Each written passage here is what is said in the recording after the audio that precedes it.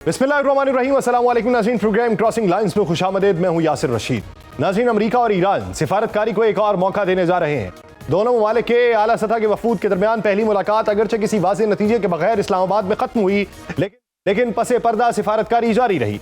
अब नजरें मुमकिना दूसरे दौरे पर जमी हुई हैं, जिसके बारे में एक तरफ उम्मीदें हैं तो दूसरी तरफ खदशात भी मौजूद हैं। अमरीकी सदर डोनाल्ड ट्रंप ने इंदिया दिया है कि अगले 2 दिनों में कोई पेशरफ्त हो सकती है। उन्होंने बातचीत के लिए दोबारा पाकिस्तान आने का इम्कान भी जाहिर किया।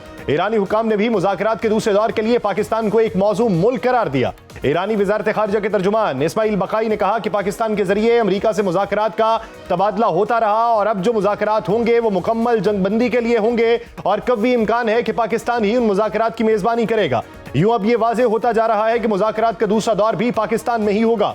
इसी दौरान एक अहम पेशरफ्त ये हुई कि chief of defence forces field marshal Syed Asim Munir और वफाकी वज़ीर दाखिला मोहसिन नकवी एक आला सतह वफ्द के हमरा तेहरान पहुंच गए और ISPR ने अपने बयान में कहा कि फील्ड मार्शल का यह दौरा मुसालहती कोशिशों का हिस्सा है और उम्मीद की जा रही है कि यह मुज़ाकरात के दूसरे दौर के लिए राह हमवार करेगा। लेकिन यह अब भी वाज़ेह नहीं कि मुज़ाकरात के पहले दौर में क्या पेशरफ्त हुई। दोनों फरीकों के बयानात एक दूसरे से मुख्तलिफ तस्वीर पेश कर रहे हैं। अमरीकी नायब सदर JD वेंस ने इस्लामाबाद में होने वाली बातचीत को अहम पेशरफ्त करार दिया, लेकिन साथ ही ये शुबहात भी जाहिर किए कि ईरानी वक्त शायद किसी हतमी मुआहिदे का इख्तियार न रखता हो। उन्होंने ये भी कहा कि अब अगला कदम ईरान को उठाना होगा और उसे इन निकात पर लचक दिखाना होगी जो अमरीका के लिए अहम है। दूसरी जानिब ईरान का मौक़िफ़ इससे मुख्तलिफ है। ईरानी वज़ीर ख़ारिजा अब्बास इराक़ची के मुताबिक मुआहिदा करीब था, लेकिन अमरीका की जानिब से मौक़िफ़ में बार बार तब्दीली और सख्त शराइत रुकावट बन गई, जिनमें आबनाए हरमुज़ की मुमकिना नाकाबंदी भी शामिल थी। ये बयानात वाज़ेह करते हैं कि दोनों फरीकैन के दरमियान एतमाद का फुक़दान अब भी एक बड़ी रुकावट है। इसी दौरान आलमी ताकतें भी मुतहर्रिक हुई। बरतानिया और रूस दोनों इस तनाज़े को सिफारती ज़राए से हल करने पर जोर दे रहे हैं। बरतानवी क़यादत जंगबंदी को बरकरार रखने और उसे एक पायदार अमन मुआहिदे में बदलने की ख्वाहिश रखती है, जबकि रूस ने ईरान पर जोर दिया है कि मुज़ाकरात का सिलसिला जारी रखा जाए ताकि तनाज़े को जड़ से खत्म करके खित्ते में तवील मुद्दती इस्तेहकाम पैदा किया जाए। पाकिस्तान इस तमाम अमल में एक सालिस के तौर पर उभरा जो हर कदम फूंक फूंक कर रख रहा है और सरकारी सतह पर मोहतात खामोशी इख्तियार की गई। हुकूमती ज़राए पर उम्मीद है कि मुज़ाकरात का दूसरा दौर जल्द होगा।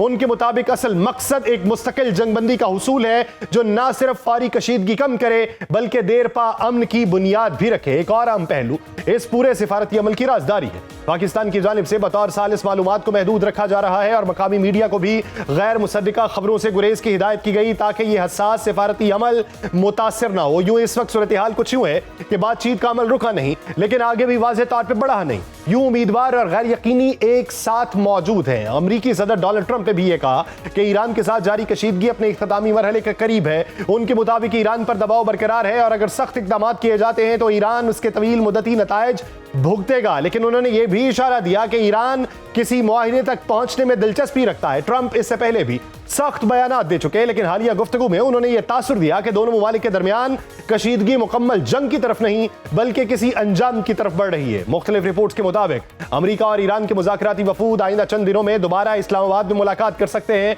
जिसके लिए मुमकिना वक्त जुमे से इतवार के दरमियान बताया जा रहा है। पाकिस्तानी हुकाम इस अमल में राबिताकार का किरदार अदा कर रहे हैं और दोनों फरीकैन से मुसलसल राबिते में है। इस पूरे मंजरनामे में वज़ीर आज़म शहबाज शरीफ का सऊदी अरब, तुर्की और कतर का दौरा एक अहम पेशरफ्त साबित हो सकता है, क्योंकि ये तीनों मुमालिक किसी न किसी तौर पे इस मुज़ाकराती अमल से मुंसलिक और खित्ते में कशीदगी कम करने के लिए कोशां हैं। वज़ीर आज़म इस वक्त सऊदी अरब है, फील्ड मार्शल इस वक्त ईरान में है। उधर अमरीका और ईरान एक दूसरे पर मुआशी और सिफारती दबाव डाल रहे हैं और खासतौर पर अमरीका ईरान के जौहरी प्रोग्राम को मुज़ाकरात में ताअत्तुल का जिम्मेदार करार दे रहा है। अमेरिका का कहना है कि अफजूदा यूरेनियम की पैदावार पर तवील मुद्दती पाबंदी नागुज़ीर है, जबकि ईरान महदूद मुद्दत के लिए आर्जी पाबंदी पर आमादगी जाहिर कर रहा है। ईरानी वज़ारत ख़ारिजा के तर्जुमान इस्माइल बकाई ने कहा कि ईरान ने कभी ये नहीं कहा कि वो जौहरी अफजूदगी पर बात करने के लिए तैयार नहीं और ये तासुर दुरुस्त नहीं कि ईरान चंद दिनों में एटम बम बना सकता है। इस दौरान इजरायली क़यादत ने यह कहा है कि अफजूदा मवाद का मुकम्मल खात्मा ही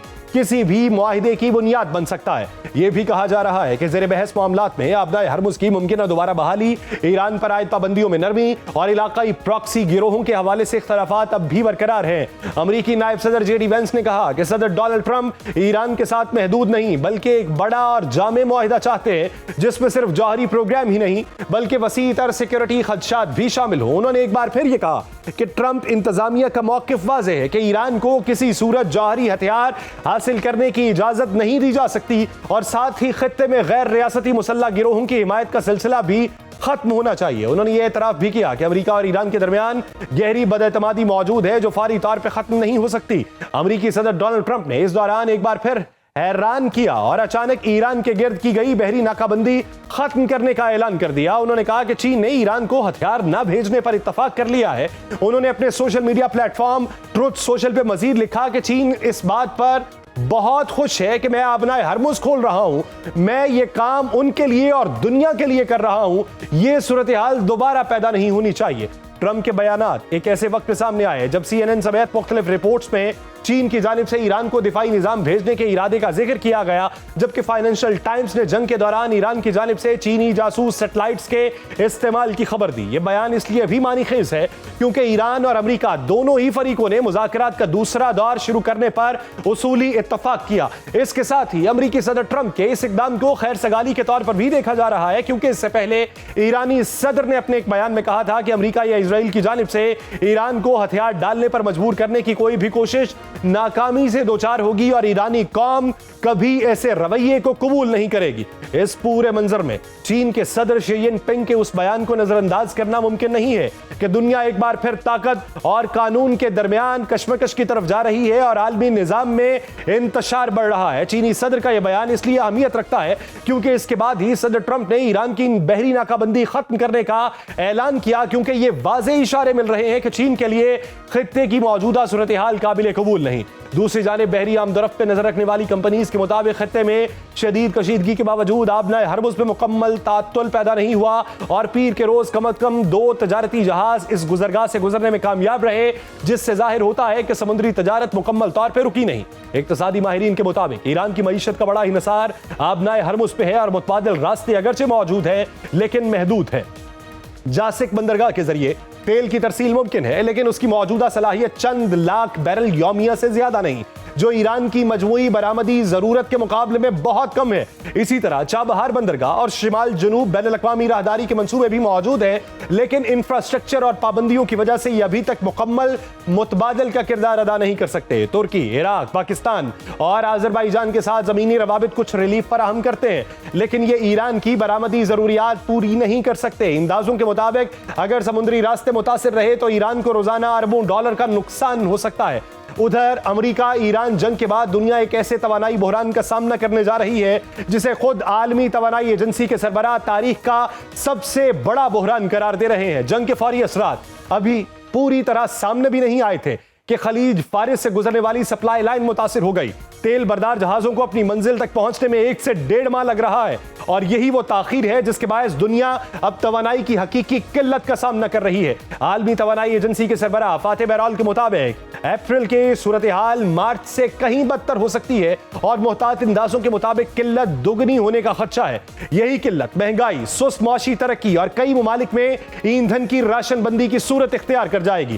حتیٰ کہ اگر آبنائے ہرمز فوری کھل بھی جائے تو سپلائی بحال ہونے میں مزید وقت لگے گا اور عملی طور پہ یہ بحران مہینوں بلکہ ممکنہ طور پہ 2026 کے اختتام تک جاری رہ سکتا ہے۔ تیل کا مسئلہ سنگین ضرور ہے لیکن کسی حد تک قابل حل بھی سمجھا جا رہا ہے کیونکہ مشرق وسطیٰ کے ممالک تیل کی پیداوار بڑھا سکتے ہیں۔ اصل خطرہ گیس کے شعبے میں ہے جہاں صورتحال کہیں زیادہ پیچیدہ ہے۔ دنیا پائپ لائن گیس سے ہٹ کے LNG پر انحصار بڑھا رہی تھی لیکن اس جنگ نے اس نظام کی کمزوریوں کو بے نقاب کیا۔ قطر عالمی LNG سپلائی کا بڑا حصہ فراہم کرتا تھا لیکن اس وقت کسی متبادل کے بغیر کھڑا ہے۔ عالمی توانائی ایجنسی نے بھی خبردار کیا کہ LNG کو ایک قابل اعتماد اور سستا ذریعہ سمجھنے کا بیانیہ اب کمزور ہو چکا کیونکہ پہلے روسی گیس اور اب قطری سپلائی متاثر ہونے سے اس اعتماد کو دھچکا لگا ہے۔ نہ صرف سپلائی متاثر ہوئی بلکہ پیداواری صلاحیت بھی کم ہو گئی اور بحالی کا کوئی فوری راستہ موجود نہیں، اس لیے گیس کی قیمتیں طویل عرصے تک بلند رہنے کا امکان ہے۔ یہ حالات اس لیے پیچیدہ رخ اختیار کر چکے ہیں کیونکہ توانائی کا بنیادی ڈھانچہ بھی تباہ ہوا ہے۔ 1.5 ماہ کی بمباری نے مشرق وسطیٰ میں تیل اور گیس کی درجنوں تنصیبات کو نقصان پہنچایا، خاص طور پہ قطر کے راس لفان گیس کمپلیکس کو شدید نقصان پہنچا۔ دنیا کے سب سے بڑے LNG پلانٹ کی صلاحیت نمایاں طور پہ متاثر ہوئی اور ایسے پلانٹس کی مرمت مہینوں نہیں بلکہ کئی سال لے سکتی ہے، جبکہ دیگر ممالک میں بھی ریفائنریز اور فیلڈز کو پہنچنے والا نقصان اربوں ڈالر کا بوجھ بن چکا ہے۔ یہ سب کچھ ایسے وقت میں ہے جب خطے کے ممالک کے پاس اضافی سرمایہ بھی محدود ہو چکا۔ پہلے یہی سرمایہ پیداوار بڑھانے اور سپلائی مستحکم کرنے پر خرچ ہونا تھا، لیکن اب وہی وسائل تباہ شدہ تنصیبات کی بحالی اور دفاعی اخراجات پر خرچ ہوں گے۔ صارف ممالک اس وقت دباؤ کا شکار ہیں۔ بڑھتی قیمتوں کے ساتھ ساتھ توانائی کے متبادل ذرائع میں سرمایہ کاری، سبسڈیز اور مالی خسارے حکومتوں کی صلاحیت کو محدود کر رہے ہیں۔ اس بار صورتحال اس لیے بھی مختلف ہے کیونکہ کووڈ اور گزشتہ بحرانوں کے بعد قرض لینے کی گنجائش بھی کم ہو چکی ہے۔ کووڈ نے پوری دنیا کو جس طریقے سے جکڑا تھا اب بھی وہی منظرنامہ دکھائی دیتا ہے۔ مزید یہ کہ دنیا اپنے اسٹریٹجک تیل کے ذخائر پہلے ہی استعمال کر چکی۔ مغربی ممالک نے کروڑوں بیرل تیل مارکیٹ پہ لا کے وقتی ریلیف دیا، لیکن یہ حل عارضی تھا اور چند ماہ بعد انہی ذخائر کو دوبارہ بھرنا پڑے گا جو خود قیمتوں میں اضافے کا سبب بنے گا اور بحران کو مزید طول دے گا۔ ان تمام عوامل کے ساتھ ایک اور خطرہ بھی مسلسل موجود ہے اور وہ ہے جنگ کا دوبارہ بھڑکنا۔ مشرق وسطیٰ کو طویل عرصے تک توانائی کا ایک قابل اعتماد مرکز سمجھا جاتا رہا، لیکن اب یہ اعتماد کمزور پڑ چکا ہے۔ انشورنس، نقل و حمل اور سیکیورٹی اخراجات بڑھ چکے ہیں۔ سپلائی چین کو لاحق خطرات مستقل قیمتوں کا حصہ بنتے جا رہے ہیں۔ عالمی توانائی ایجنسی نے بھی خبردار کیا کہ سپلائی چین کی خطرات کے باعث تیل کی قیمتوں میں ایک اضافی پریمیم طویل عرصے تک شامل رہے گا جو بالآخر صارفین تک منتقل ہوگا۔ یہ بحران صرف تیل یا گیس تک محدود نہیں بلکہ ایک وسیع معاشی جھٹکا بنے گا، اور ماضی کے توانائی بحرانوں نے مہنگائی، معیار زندگی میں کمی اور سماجی بے چینی کو جنم دیا تھا، لیکن اس بار حالات اس سے بھی زیادہ پیچیدہ دکھائی دیتے ہیں۔ ابتدائی اثرات ایشیا میں نمایاں ہیں، لیکن یہ لہر جلد یورپ اور دیگر خطوں تک جائے گی۔ اس پورے منظرنامے میں مشرق وسطیٰ میں جنگ بندی کا ایک ہفتہ مکمل ہو چکا، جس کے باعث خطے میں وقتی طور پہ امن و سکون بحال ہوا، لیکن اسرائیل اب بھی جنگ ختم کرنے کے موڈ میں نہیں، اور اسرائیلی ادارے ایران کے اندر ممکنہ اہداف کی فہرست کو حتمی شکل دے رہے ہیں، جبکہ افواج بھی ہائی الرٹ پہ ہیں۔ اسرائیلی سیکیورٹی حلقے یہ سمجھتے ہیں کہ مذاکراتی عمل تعطل کا شکار ہے اور کسی بھی وقت دوبارہ فوجی تصادم کا خدشہ موجود ہے۔ تو ایسے میں ایران پر برتری حاصل کرنے کے لیے ضروری ہے کہ اس پر 28 فروری کی طرز پر ایک اور حملہ کیا جائے۔ اس کا یہ خواب پورا ہونے کا زیادہ امکان نہیں کیونکہ ایران بھی اب ماضی کے تجربات سے سبق سیکھ چکا ہے۔ اس دوران واشنگٹن میں امریکی وزیر خارجہ مارکو روبیو کی موجودگی میں لبنانی اور اسرائیلی سفراء کے درمیان براہ راست مذاکرات کا آغاز ہوا، لیکن اس کے باوجود جنوبی اور مشرقی لبنان میں اسرائیلی فضائی کارروائیاں مسلسل جاری ہیں اور مختلف علاقوں کو نشانہ بنایا گیا، جس سے صورتحال مزید سنگین ہو گئی۔ ادھر حزب اللہ نے بھی جوابی کارروائیوں کا دعویٰ کیا اور کہا کہ اس نے راکٹس اور ڈرون حملوں سے اسرائیلی فوجی اہداف کو نشانہ بنایا۔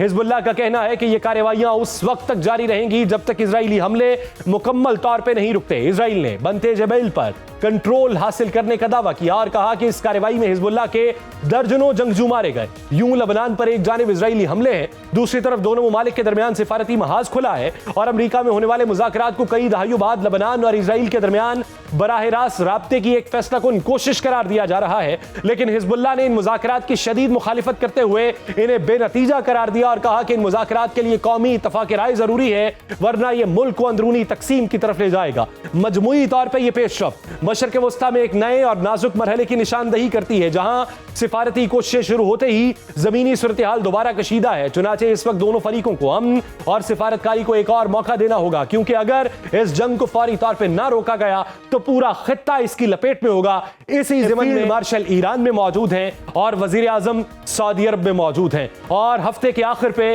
امریکی وفد کا پاکستان آنے کا امکان روشن ہے۔ اسی منظرنامے کا احاطہ کریں گے ایک شارٹ بریک کے بعد، کہیں نہیں جائے گا۔ بریک کے بعد خوش آمدید ناظرین۔ اس موجودہ اپ ڈیٹ کے اوپر بات کرنے کے لیے ہمارے ساتھ موجود ہیں دفاعی تجزیہ کار lieutenant general retired Ghulam Mustafa صاحب اور ایکس امبیسڈر جاوید حفیظ صاحب نے ہمیں جوائن کیا ہے۔ میں آپ دونوں حضرات کا بہت مشکور ہوں۔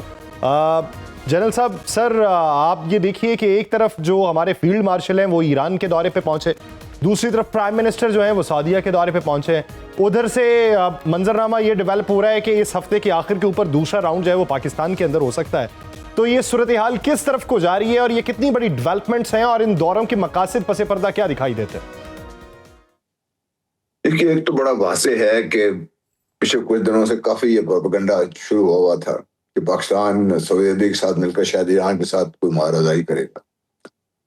فیلڈ مارشل کا وہاں پہنچنا اور وردی میں پہنچنا بھی بڑا واضح ہے کہ ہم ایسے کوئی نمبر ایک ارادہ نہیں رکھتے.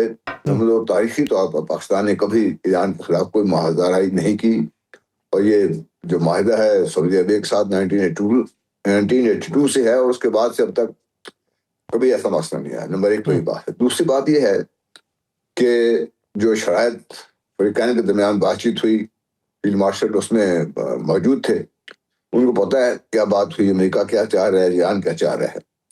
اب کوئی، میرا اپنا خیال ذاتی خیال یہ ہے کہ امریکہ کی طرف سے کچھ ایسی بات چیت ہوئی ہے جس نے فیلڈ مارشل کو ذات خود وہاں پہ جانے پر ان حالات میں جانا پڑا ان کو، اور وہ بات چیت ایران کے ساتھ شاید جو معاہدے کی طرف ہم بڑھ رہے ہیں لگتا یوں ہے. دوسرا جو بہت بڑا منظرنامہ جو ہم عام طور پر نیگلیکٹ کر رہے ہیں وہ یہ ہے کہ پرائم منسٹر سعودی عربیہ میں بیٹھے ہوئے ہیں، قطر بھی جا رہے ہیں، ترکیہ بھی جا رہے ہیں، اور مصر اور ایران اور پاکستان. آپ کو کوئی نقشہ اگر نظر آئے تو یہ بڑا واضح ہے کہ بھائی اگر یہ ممالک جو مل جاتے ہیں سارے اس خطے میں، بجائے اس کے کہ دوسرے خلاف مہاجرائی کریں اور دوسروں کو یہاں پہ رہنے کا دراندازی کا موقع دیں، خاص طور پہ امریکہ اور اسرائیل کو، اس سے بہتر ہے کہ ہم خود آپس میں مل کر اپنے مسائل طے بھی کریں.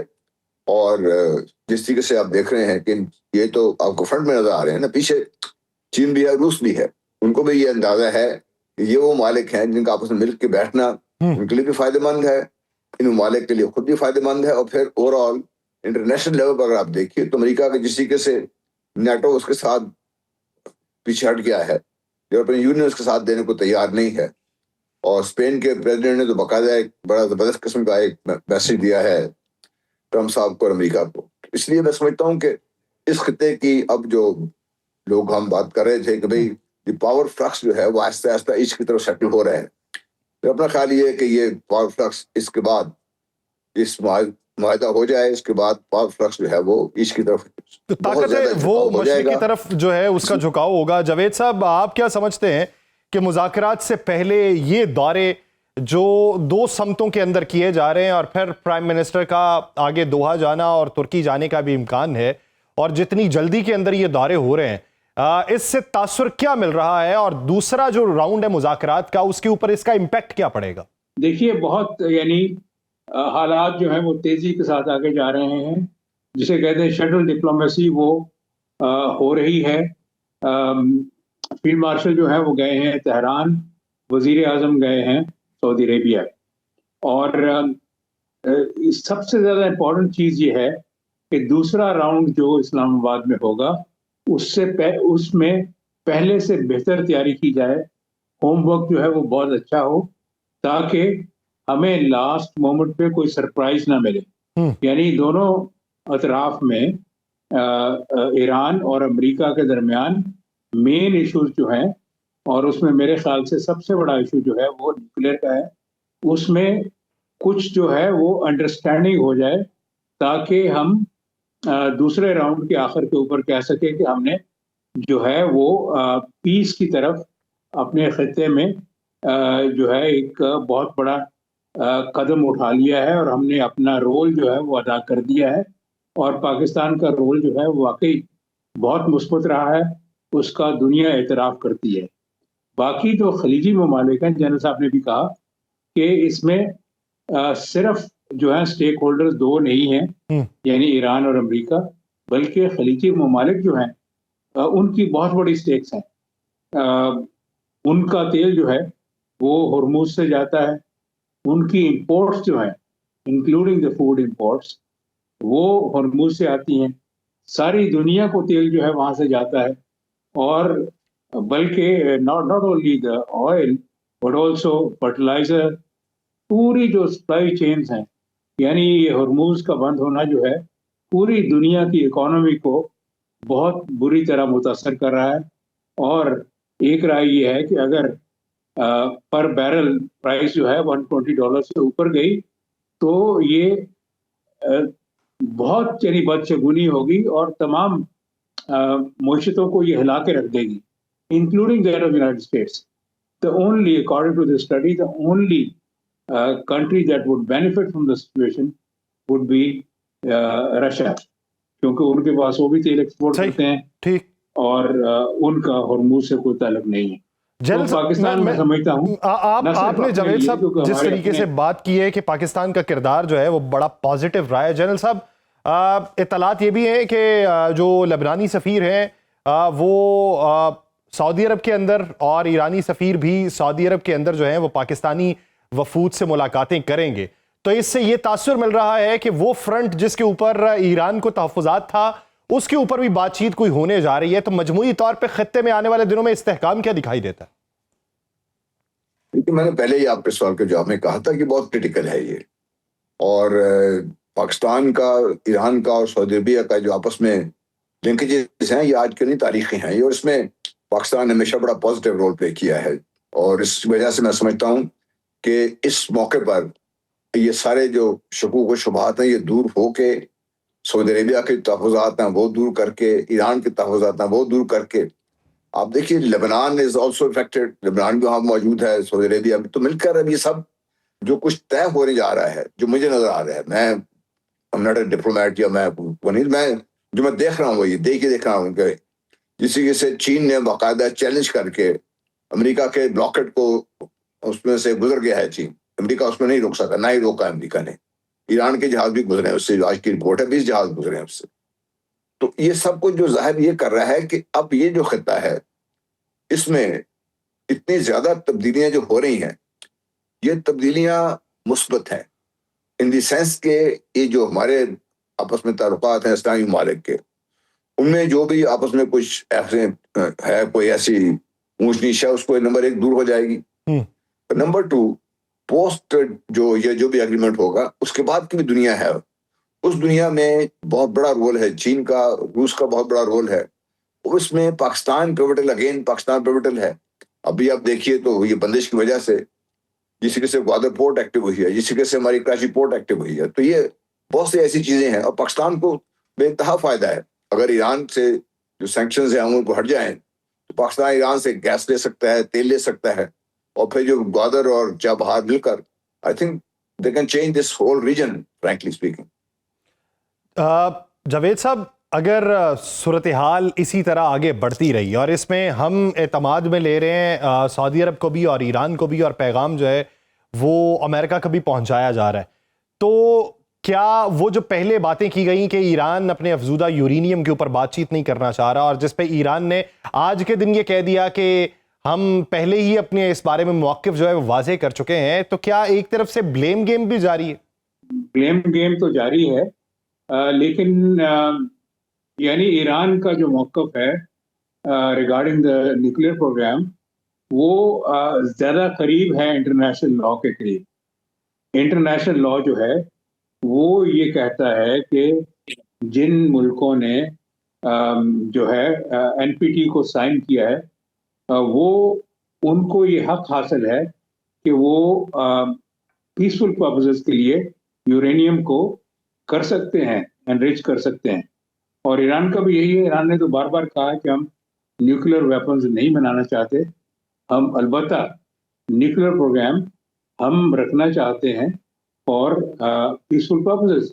نیوکلیئر چیزوں کا جو ہے استعمال ایگریکلچر میں بھی ہوتا ہے, ہیلتھ میں بھی ہوتا ہے, کینسر کی ٹریٹمنٹ میں ہوتا ہے, تو وہ یہ چیزیں جو ہے وہ رکھنا چاہتے ہیں اور اس کا ان کو حق حاصل ہے. لیکن اس میں نیوکلیئر پروگرام کی آپ دیکھیں کہ امریکہ سے زیادہ جو ہے وہ مخالفت اسرائیل نے کی ہے, اور اسرائیل میں بھی خاص طور پہ پرائم منسٹر نیتن یاہو. اب یہ ہے فریز جو ہے وہ 5 سال کے لیے ہوتا ہے یا 20 سال کے لیے ہوتا ہے. امریکہ مصر ہے کہ وہ 20 سال کے لیے ہو, ایران کہتا ہے کہ 5 سال کے لیے.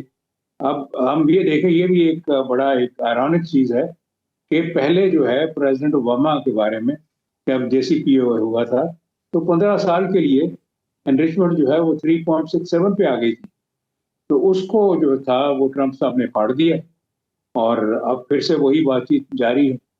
اینی وے ایران کا جو میں پھر سے یہ کہوں گا کہ ایرانی پوزیشن جو ہے وہ زیادہ ٹینیبل ہے, اور امریکہ کا جو ہے, اسرائیل تو کہتا ہے کہ zero enrichment and for ever which is not tenable under international law.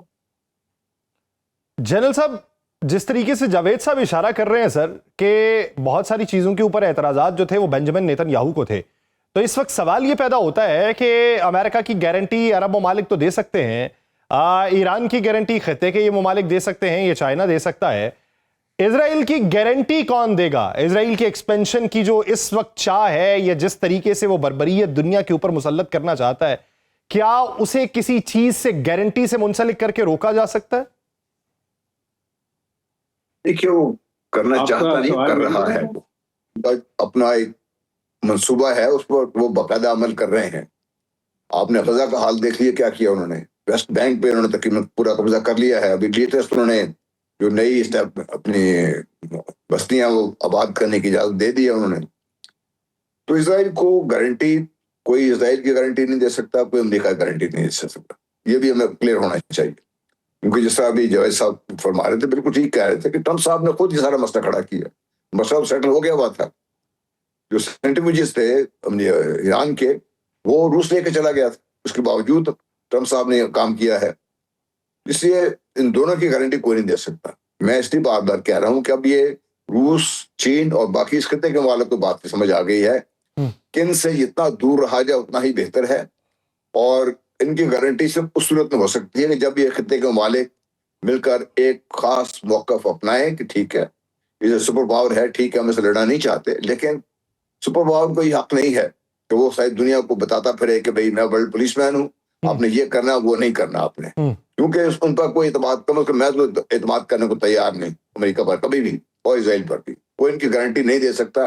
सिर्फ ये सूरत है जब खत्ते के मालिक और जो मशरिक की दूसरे मशरक में ममालिक हैं बड़े, ये मिलकर बैठ जाएं और मजमूई तौर पे तमाम ताकतें जो हैं वो बैठ जाएं, तो फिर ही मसाइल का हल तलाश किया जा सकता है। बसूरत अगर आप उसके अंदर कोई सुकम छोड़ेंगे, कोई लूप होल छोड़ेंगे, तो कोई दूसरा उसका फायदा उठाने की कोशिश करेगा। बहुत शुक्रिया जावेद हफीज साहब, lieutenant general retired Ghulam Mustafa साहब, इस हवाले से अपना वक्त देने के लिए। नाज़रीन, इसी मौजू पे मजीद बात करेंगे, लेकिन एक शॉर्ट ब्रेक के बाद कहीं नहीं जाएगा।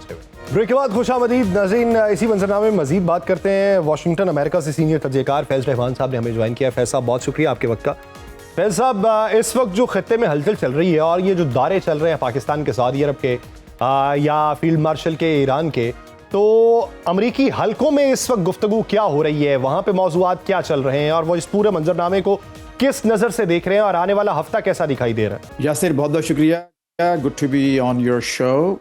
देखिए, बड़े तारीख़ी लम्हात हैं इस वक्त की जो सूरत हाल वाशिंगटन में, तो यही है। वाइट हाउस से जो चीज़ें नज़र आ रही हैं और जो पैगामात आ रहे हैं वो ये कि इस वक्त हम बहुत करीब पहुँच चुके हैं जंगबंदी के और एक फ़ाइनल डील के।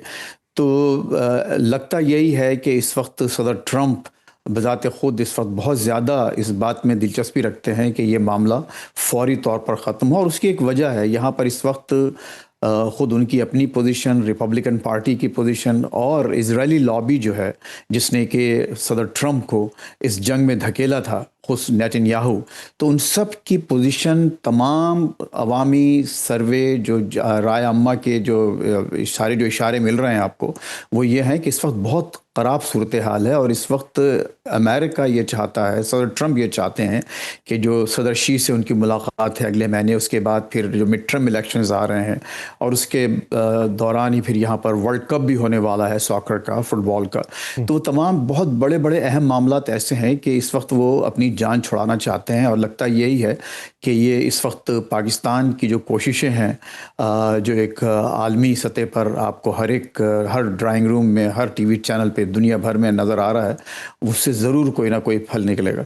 अरे यासिर, अगर इसमें देखिए जो दो तीन बातें अहम हैं खुसूसन पाकिस्तान के हवाले से, जो एक तरफ तो फील्ड मार्शल इस वक्त तेहरान में मौजूद हैं और वहाँ बराह रास्त जो आला तरीन उनकी क़यादत है उससे बातचीत हो रही है। दूसरी तरफ वज़ीर आज़म 4 मुल्कों के दौरे पर, जिसमें सऊदी अरब, मिस्र, तुर्की और कतर शामिल है। तो ये वो तमाम मामलात ऐसे हैं कि जितने भी स्टेक होल्डर्स हैं पूरे इस क्राइसिस में, उन सब को पाकिस्तान एक पेज पर लाने की कोशिश कर रहा है। और उसके अलावा एक और बहुत बड़े जो इशारे इसमें आपको नज़र आ रहे हैं वो ये कि इस जंग बंदी के बाद بعد اس جنگ کے ختم ہونے کے بعد پاکستان کی کیا پوزیشن ہوگی, امریکہ کی اس خطے میں خصوصاً مڈل ایسٹ میں ان کے جو بیسز ہیں, جو اڈے ہیں, ان کی کیا صورتحال ہوگی, اور جو اس وقت جو انگزائٹی یا ایک سمجھیے کہ ایک تھوڑی سی ایک عدم اطمینان کی سی کیفیت ہے گلف اسٹیٹس میں اپنی سیکیورٹی کے حوالے سے, تو ان کا کیا بنے گا. تو میرا اپنا خیال یہ ہے کہ اس وقت آپ یہ ایک انفارمل ایک ری الائنمنٹ. اچھا فیض صاحب ایک چیز بتائیے کہ آپ یہ سمجھتے ہیں کہ یہ تمام چیزیں پہلے ہی راؤنڈ میں طے ہو چکی تھیں, یا پھر آپ یہ سمجھتے ہیں کہ پہلے راؤنڈ کے بعد ابہام تھے لیکن پاکستان نے وہ پھر کوششیں کی اور ان جو تمام ابہام تھے ان کو دور کرنے کی کوشش کی ہے, تو پھر سے بات کچھ آگے بڑھی؟ یا سر آپشن بی, یعنی ظاہر ہے کہ یہ تمام چیزیں طے نہیں تھیں اور اس کے بعد ہی پاکستان کی کوششوں سے, دیکھیے وہ بات یہ کی جاتی ہے کہ حالانکہ اگر آپ ایک صفحے پہ کاغذ پہ دیکھیں تو وہ معاملہ بالکل ایک ذرا سا تھا کہ اتنے سال کا انٹریچمنٹ ہونا چاہیے, نہیں اتنے کا ہونا چاہیے, لیکن ان ایونچویلٹی اور جو ایکچویلٹی میں یہ معاملات بہت دور تھے. اور اگر جیسے کہ آپ فرما رہے ہیں کہ اگر فرض کیجئے یہ معاملات پہلے طے ہو چکے ہوتے تو وائس پریزیڈنٹ لیول کا آدمی جس کی اپنی سیاسی زندگی بھی اور سیاسی کیریئر بھی داؤ پر لگا ہوا ہے, وہ ایسا اس طرح سے ایبرپٹلی جسے کہتے ہیں اچانک معاملات ختم کر کے 2-3 منٹ کی پریس کانفرنس کر کے واپس نہیں آتا. تو وہ ضرور چیزیں آگے بڑھتی اور ڈیڈ لاک تھا. اور میں شروع سے یہ کہہ رہا ہوں مختلف چینلز پہ, یہ میں نے بات بارہا کہی ہے کہ یہ ختم نہیں ہوئے تھے, ناکام نہیں ہوئے تھے, ایک کنٹینیویشن تھی. یہ بالکل ایک دونوں پارٹیز اپنا ایک اپنے کارڈز کھیلنے کی کوشش کر رہے تھے, اور آپ نے دیکھا کہ یہ دوبارہ میز پر واپس آئے ہیں. اور اس میں ظاہر ہے کہ پاکستان کا, دیکھیے پاکستان کا رول جو ہے, میں تھوڑا سا اگر آپ مجھے 1 منٹ دیں تو میں تھوڑا سی اور اس کی اپنی جو خیالات کو واضح کرنا چاہتا ہوں کہ پاکستان جو ہے اس وقت اس جنگ بندی کے بعد Pakistan would be the regional super power. اس کی ایک وجہ ہے, دیکھیے اس کی وجہ یہ ہے کہ ایران بہت زیادہ اسٹرانگ, اس میں کوئی شک نہیں, بہت اہم ملک ہے, اسٹرانگ ملک ہے, لیکن اگلے کئی برس وہ اپنی ری بلڈنگ میں لگائیں گے. بھارت ٹوٹلی ارریلیونٹ ہو چکا ہے سفارتی طور پر بھی, اور پچھلی جو جنگ انہوں نے کی تھی مسلط پاکستان پر, اس کے ایون ملیٹریلی یعنی فوجی لحاظ سے بھی وہ اس وقت ارریلیونٹ طاقت کے طور پر بیٹھا ہوا ہے, آرام سے اپنے زخم چاٹ رہا ہے. گلف اسٹیٹس کو ضرورت ہے کہ ان کو ایران کے ساتھ اور دوسری جو پاورز ہیں ان کے ساتھ کچھ سیکیورٹی گارنٹیز ملیں. کیا وہ سیکیورٹی گارنٹیز امریکہ فراہم کر سکتا ہے؟ Not any more.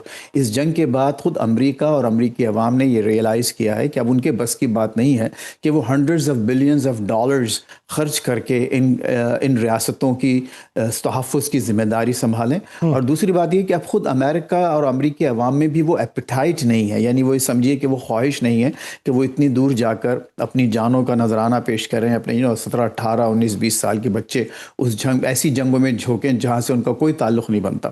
تو اب آپ یہ دیکھیں گے کہ اس میں جو فیلڈ مارشل کا دورہ, وزیر اعظم کا دورہ, تو یہ وہ تمام جو فیوچر گارنٹیز ہیں جو خطے کے ممالک چاہتے ہیں, نہ صرف یہ کہ آپس میں ایک دوسرے کے بارے میں, بلکہ اگر ایران سے کوئی ایسی دوبارہ ان کے نزدیک کوئی ایسی دھمکی آمیز رویہ اختیار کیا جاتا ہے تو پاکستان اس کا ایک گارنٹر ہوگا.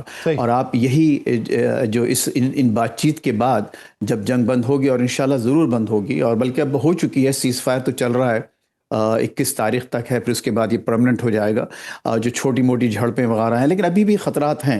دیکھیے ابھی بھی امریکہ نے مزید وہاں فوجی بھیجے ہیں, ابھی بھی 10,000 سے زیادہ فوجی اس خطے میں موجود ہیں. یعنی پاکستان کی جو کوششیں ہیں وہ اس وقت کوئی اچھا منظرنامہ جو ہے وہ روشن کریں گی. بہت شکریہ فیض رحمان صاحب اس حوالے سے اپنا وقت دینے کے لیے. ناظرین, اسی منظرنامے میں مزید بات کریں گے. ہمیں جوائن کیا ہے سینئر تجزیہ کار اینکر پرسن نسیم زہرا صاحبہ نے. نسیم زہرا صاحبہ بہت شکریہ آپ کے وقت کا.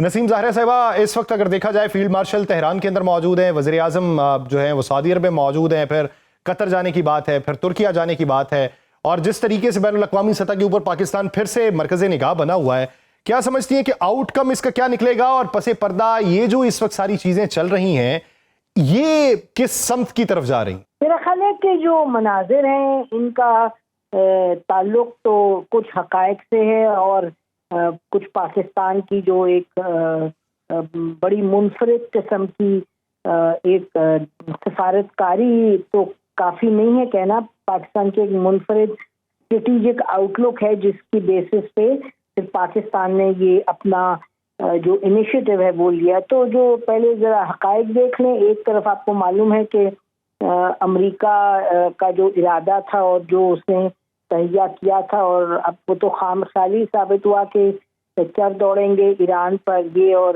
اسرائیل، اور جیسے وہ بار بار ٹرمپ صاحب کہتے تھے، کیونکہ اسرائیلی پرائم منسٹر نتنیاہو نے ان کو فروری میں ایک بریفنگ دی تھی جس میں کہا تھا یہ تو تباہی سمجھیں، ہفتے 10 دن کی بات ہے، ہم نے ان کی لیڈرشپ کو اڑائیں گے اور پھر یہ ہوگا. تو وہ تو نہ ہو پایا. اس وجہ سے اس وقت جو حالات ہیں، زمینی حقائق جس کو کہیں، وہ ایسے ہیں کہ امریکہ کے لیے کسی نہ کسی طریقے سے کوئی تصفیہ شدہ اس پہ گھسنا، اس میں ایک یعنی حل چاہیے ان کو. یہ چیز جو ہے وہ اس کو ڈریگ تو نہیں کر سکتے. امریکہ کے پاس آپشن اس لیے بہت لمیٹڈ ہیں کیونکہ ایک تو ہر طریقے سے عسکری طریقے سے کوشش کی ایران کو پسپا کرنے کی، وہ نہ ہو پایا. اس کے ساتھ ساتھ امریکہ کے اندر آپ کو معلوم ہے ان کی فوج کے کتنے جنرلز کو فائر کیے، 6 یا 8 کو، تو وہاں سے بھی اندر تذبذب کا شکار ہیں. پھر جو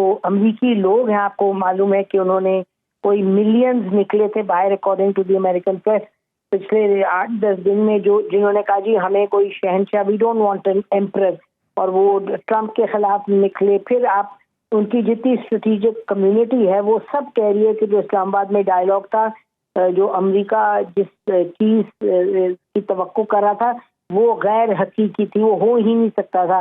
اچھا نسیم ظاہرہ صاحب، ابتدائی طور پہ جب یہاں پہ کنونشن سینٹر کے اندر پاکستانی صحافی موجود تھے تو بین الاقوامی صحافی رپورٹنگ کر رہے تھے، تو بہت سے اعتراضات اٹھائے گئے کہ پاکستان نے اس طریقے کی رپورٹنگ نہیں کی یا ان کے پاس خبریں نہیں آتی رہیں. اس کا ذرا منظرنامہ وضع کریں کہ کیا ہم نے حفظ ما تقدم یہ قدم اٹھایا کہ ہم نے وہ رپورٹنگ میں محتاط الفاظ استعمال کیے، یہ محتاط رویہ استعمال کیا کیونکہ ہم ایک ثالث کی کیٹیگری کے اندر موجود تھے؟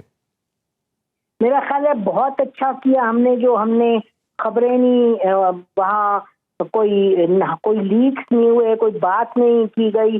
اور آپ کو معلوم ہے میں نے تو کوئی 12-14 گھنٹے وہاں گزارے، اور یہ مزے کی بات تھی کہ وہاں فیسلٹیز تمام تھیں، ہر کچھ وہاں تھا، کیمرہ بھی تھے، آپ ریکارڈنگ بھی کر سکتے تھے، آپ لائیو بھی ٹرانسمیشن کر سکتے تھے، کھانا پینا بھی مل رہا تھا، کافی بھی، سب کچھ تھا. اور سب جو دنیا جہاں سے صحافی آئے تھے جو وہاں موجود تھے وہ سیٹسفائیڈ تھے اس سے، لیکن خبر زیرو تھی. تو یہ بہت ہی فرق قسم کا معاملہ تھا، اور خبر زیرو ٹھیک تھی بالکل، کیونکہ پاکستان کی طرف سے اگر ہم اس طرح پھیلانے لگ جاتے افواہیں اور آدھی خبر، اور ہمارا تو حق نہیں بنتا تھا. یہ ایک پروسیس چلا ہوا ہے، پروسیس میں اونچ نیچ ہوتی ہے، اور اگر آپ پروسیس کا ایک حصہ لے کے خبر بنا کے بتا دیں جی امریکہ نے کہہ دیا، ہرگز نہیں، یا آپ کہہ دیں کہ ایران کہہ رہے امریکہ سے ہمیں نفرت ہے، ہرگز نہیں، مطلب وہ چاہے خود سے جو مرضی کہیں. صحیح. میم میرا ایک آخری سوال یہ کہ آپ کیا سمجھتی ہیں کہ اگر ایران کے ساتھ امریکہ کا معاہدہ طے پاتا ہے تو ایران کو معاشی طور پہ سانس لینے میں یا اپنے قد کے برابر آنے میں یا اپنی حیت کے مطابق کمانے میں کتنا عرصہ لگے گا؟ نہیں جی، میں اس کا تو جواب صحیح بات ہے نہیں دے سکتی، لیکن کوئی معاہدہ ہوگا ہی نہیں جس میں کہ ایران پر سے سینکشنز نہ اٹھیں اور اس کے انفریز نہ ہوں. اس کے بعد پھر ایک تو ہے نا نارمل ایران جو یعنی کہ 47 سال سے ایک اس کو سینکشنز کے تلے دبا ہوا تھا، لیکن اس کے بعد وہ 40 دن جو جنگ جاری رہی، جو بمباری ہوئی، جو تہس نہس ہوا، تو مل ملا کے ٹائم تو لگے گا. ایران کے اندر تگ و دو جاری ہے، وہ آنے والے دنوں کے اندر منظرنامہ تو بہتر کرے گی، لیکن کس حد تک بہتر کرے گی، کتنے عرصے میں، یہ وقت بتائے گا. بہت شکریہ نسیم ظاہرہ صاحبہ اس حوالے سے اپنا وقت دینے کے لیے. ناظرین پروگرام کا وقت ختم ہو جاتا ہے، مجھے دیجیے اجازت، آپ سے ملاقات ہوگی کل کے روز. اپنا بہت سا خیال رکھیے گا. اللہ نگہبان.